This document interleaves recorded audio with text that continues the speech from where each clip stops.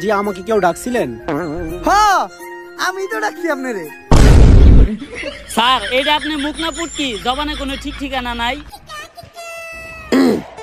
আসলে আমরা আপনার কাছে একটা ব্যাপারে জিজ্ঞাসাবাদ করতে আসছিলাম। জি, কি জানতে চান বলেন? আসলে আমি জানতে চাই আপনার চোখ দুইটা এত সুন্দর কেন?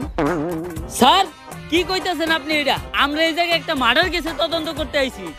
ও সরি, ভুলে গেছিলাম। আসলে আপনার চোখের গভীরতা এত যে ওই জায়গায় আমি পাই না ঠাই। আপনার চোখের দিকে তাকাইলেই সবকিছু ভুলা যায়। আচ্ছা, এখন আসল কথায় আসি।